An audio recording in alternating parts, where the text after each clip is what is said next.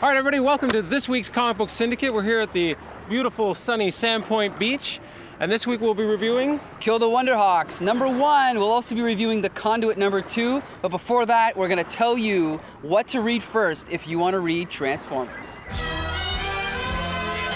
Okay, guys, first up this week, it's Transformers, what to read first. A lot of people have gone and seen the movie and they want to read the comic.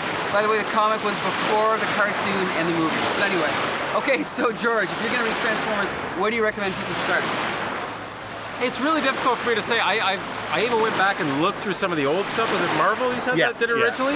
And I couldn't find anything that seemed to me to be a starting point, but I loved All Hail Megatron that was done just in the last few years. Okay. Great series, great introduction to sort of the idea of the Decepticons and where they came from. But otherwise, really the animated movie. I know it's not a comic, but... The animated film, well guess what, George? There's a comic book adaptation of the animated film, so maybe you can start there. Kevin, what do you think, man? You're gonna read Transformers, where do you start? I start with actually the classic Marvel series. I actually started with the Force Limited series and continued into the full run. I think it started in 1984. IDW has them now in a trade, and they're perfect, just a great start. You know what, the Transformers, the original run was a good run. Most people, for some reason, prefer the issues written by Simon Furman, which came later, but I have to stress this.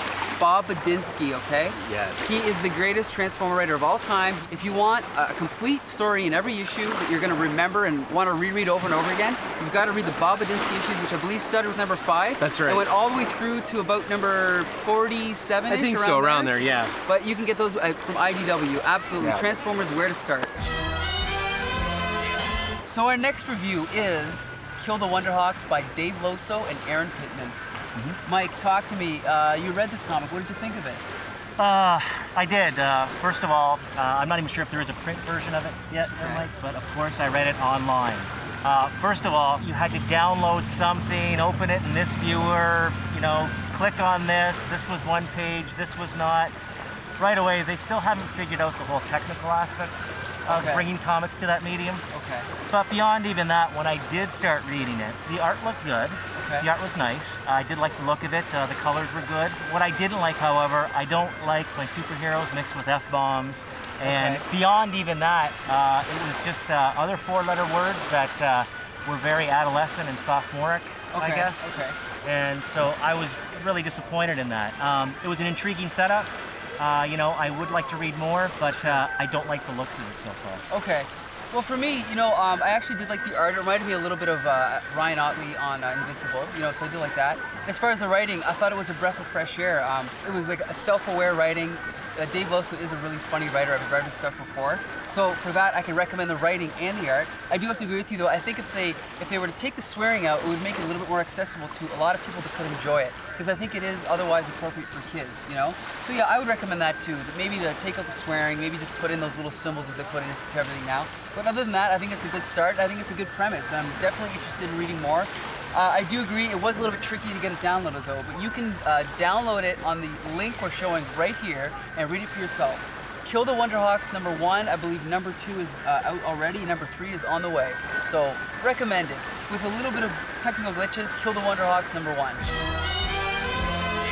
So now we're going to talk about the new Windsor-based book by Tony Gray, The Conduit, issue #2. Big thumbs up to the cover design this time around. An homage to the Marvel Comics of yore.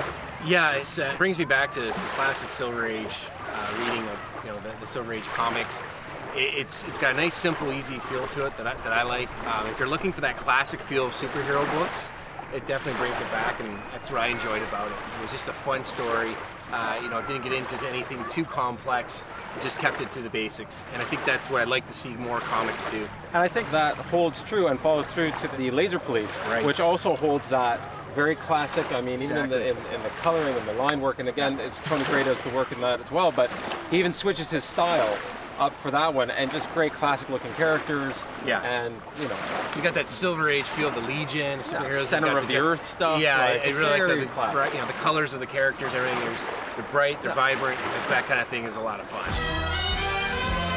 I see behind us here we have a gigantic display of superhero art here. Do you want to tell us about this? Well, I always loved late 70s, early 80s cartoons, so you see a lot of the same artwork when you go to conventions. It's kind of like the constipated hero face, you know, like, and I wanted to do basically something that was more happy. You looked at it, it made you happy for a change. Like, hey, Superman's smiling like he's supposed to. He's not, so I basically made a conscious decision to do happy, fun art that, you know, basically is retro, late 70s, early 80s stuff. So 30-somethings can look at it and go, oh, I remember this, and be connected to a warm, fuzzy memory of their childhood. Comic Book Syndicate, assemble! You know, you see the asphalt.